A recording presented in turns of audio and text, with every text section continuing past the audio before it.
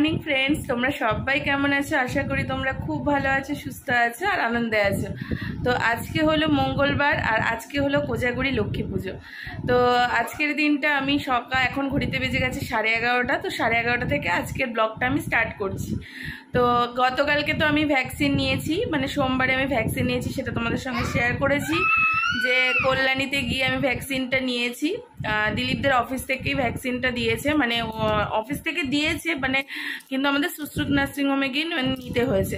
তো ফার্স্ট ডোজেও যেরকম কিছু হয়নি, সেকেন্ড ডোজেও কিছুই হয়নি, হাতটাও সেরকম ব্যথাও হয়নি। জানি না ওষুধ দিয়েছে না জল দিয়েছে, যেটা আমি জানি না। যাই হোক, সেটাও তোমাদের সঙ্গে শেয়ার করেছি। ওষুধটা আমরা দেখিয়েছি না, ওষুধই দিয়েছে। আর আমি ফার্স্ট ছিলাম, আমার সামনেই একদম সিলটা খুলেছে। আর যে দিয়েছিল তার হাত অসম্ভব ভালো বলতে হবে। আমার হাতে জাস্ট ইঞ্জেকশন যেখানে দিয়েছে সেই জায়গাটাতেই ব্যথা আছে, তাছাড়া আর কোনো ব্যথাও নেই, কিচ্ছু নেই। আর আজকে সারাদিন আমি উপোস থাকবো। আর আমার শ্বশুরবাড়িতে তো এখন লক্ষ্মী পুজো হয় না। আমার শ্বশুরবাড়িতে হয় হলো যখন ধান ওঠে ঠিক সেই টাইমটা আমার শ্বশুরবাড়িতে লক্ষ্মী পুজো হয়। আর আমি শ্বশুরবাড়ির মানে লক্ষ্মী পুজোর নিয়মকানুন অত সব জানি না, মায়ের কাছ থেকে কোনো শোনা হয়নি। তো আমি যাচ্ছি শ্বশুরবাড়িতে, সেটা অবশ্যই তোমাদের সঙ্গে শেয়ার করব। তো ওখানে গিয়ে সমস্ত নিয়ম জানবো। আর আমি বেসিক্যালি বিয়ের পর থেকেই আমি মানে বাপের বাড়ির লক্ষ্মী পুজোটাই আমি অ্যাটেন্ড করি, কেননা আমি বাবা মার যেহেতু একটাই সন্তান, সেহেতু আমি চেষ্টা করি যে আমি যাতে আমার মায়ের এই মানে লক্ষ্মী পুজোটা যাতে ধরে রাখতে পারি। একটা ছেলে যখন মানে তার মায়ের মানে সব কিছু ধরে রাখতে পারে, তাহলে একটা মেয়ে হয়ে কেন আমি পারবো না? তো আর আমার শ্বশুরবাড়িতে যেহেতু আমার যা আছে, তো যা তো করতে পারবেই, সেটা কোনো ব্যাপার না। কিন্তু আমার মায়ের তো ছেলে নেই, মানে যেটা সমাজের নিয়ম, ছেলে নেই, যেহেতু মায়েরটা কে ধরে রাখবো? ওই জন্য আমি ঠিক করেছি যে মায়ের লক্ষ্মী পুজোটা আমিই ধরে রাখবো। ওই জন্য আর আমরা আজকে পূর্ণিমা সম্ভবত লাগবে হলো বিকেলবেলা, মানে বিকেল বলতে সন্ধ্যে 6:30টার পর মনে হয় লাগবে পূর্ণিমাটা। তো আমরা প্রত্যেক বছরই মানে লাগন্তিতে করি, আমরা ছাড়ন্তিতে আমরা করি না।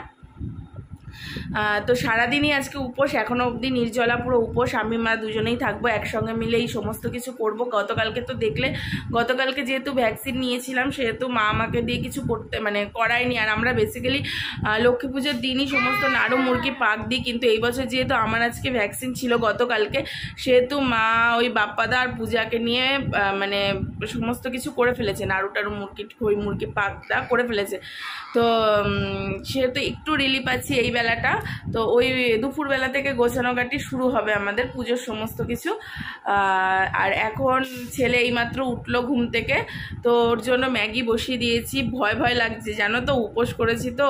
আর আমার স্বভাব খুব বাজে, তোমাদের এর আগেও আমি একটা ওই যে শ্রাবণ মাসে শিব পুজো তোমরা যদি দেখে থাকো দেখবে আমি মুখে মাস্ক পরে আমি ছেলেকে খাইয়েছি। তো আমার খুব এই ব্যাপারটা ভয় লাগে যে কোনো মতে যেন উপোস ভঙ্গ না হয়ে যায়। আর আমি প্রত্যেক বছরই লক্ষ্মী পুজোটা পালন করি, একটু সাজি গুজি লক্ষ্মী পুজোটা পালন করি। তো এখন ছেলেকে খাইয়ে দাইয়েই বেরিয়ে যাব বাপের বাড়ির উদ্দেশ্যে। দেখি প্রদীপ কাকুকে এখন ফোন করব, প্রদীপ কাকু এসে আমাদেরকে নিয়ে যাবে। তো চলে এসেছি বাপের বাড়িতে, এসেই উপরে যাচ্ছি, না আমাদের উপরে ঠাকুর ঘর। তো উপরে গিয়ে দেখি কতটুকু মা রেডি করেছে। একটুখানি ওষুধ খেতে হবে, থাইরয়েডের যেহেতু ওষুধ খাই, ওষুধ তো একটু লিকার চা করে, আমাদের উপরে সব নিরামিষের ব্যবস্থা আছে, চা করে একটুখানি এলট্রক্সিনটা খাবো। এই দেখো ওষুধের শিশি নিয়ে নিয়েছি, তো সাথে দেখা। দোতলায় এরকম একটা ছোট্ট ঘর আছে, এই জায়গাটাই মেনলি আমাদের সমস্ত পুজো আর্চা সব কিছু হয়। তো একবারে সাজিয়ে টাজিয়ে তোমাদের সামনে মানে তোমাদেরকে দেখাবো কীরকম আমার বাপের বাড়ির পুজো। আর এইদিকে হচ্ছে আমাদের নিউ কনস্ট্রাকশন, নিউ ঘর, একদম খোলামেলা যাকে বলে। এটা আমার জন্যই তৈরি করা হচ্ছে। ছোটবেলায় অনেক শখ ছিল দোতলাতে, আমার একটা পার্সোনাল ঘর হবে। তা সেটা বিয়ের পরে হচ্ছে, জানি না কতটুকু এসে থাকতে পারবো, কিন্তু বেশ খোলামেলা। এখন দেখাবো না, একদম রেডি ঘর তৈরি হওয়ার পর তোমাদেরকে দেখাবো, ঠিক আছে? আর আমাদের উপরে এই যে ঠাকুর ঘর এই পাশে, আর এই পাশে রয়েছে সমস্ত পুজো আর্চা সমস্ত কিছু হয় এই পাশের ঘরটায়। তো আর এই যে আমার ছেলে খেলছে ছাদের মধ্যে, খুব হাওয়া দিচ্ছে। ছাদে। এই যে আমার নিউ ঘর তৈরি হচ্ছে এখানে, একদম খোলামেলা। এখানে একটা ব্যালকনি, ছেলে এখন রয়েছে বলে ওই জন্য এটাকে আটকে দেওয়া হয়েছে, বাচ্চা কাচ্চা আছে তো। বিশাল খোলামেলা ঘর হচ্ছে, এত সুন্দর হাওয়া দিচ্ছে কি বলবো। আর এই যে আমাদের একটা বারান্দা হচ্ছে এই জায়গাটা, এটাও খোলামেলা খুব।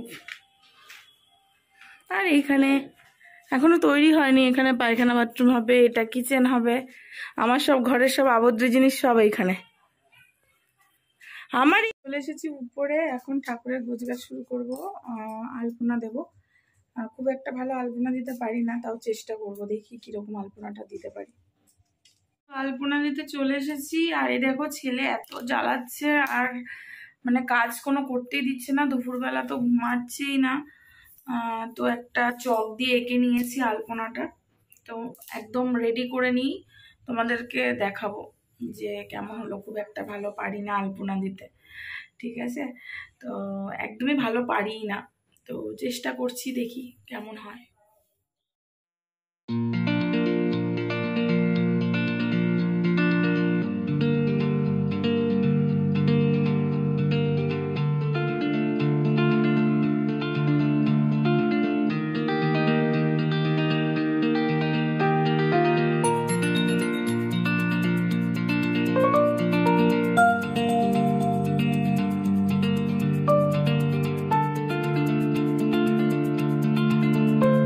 আমাদের পুজো টুজো সব গোছানোগাটি রেডি, আমি কিছুই করতে পারিনি, সবই মা করেছে, কেননা ছেলে প্রচন্ড জ্বালাচ্ছিল।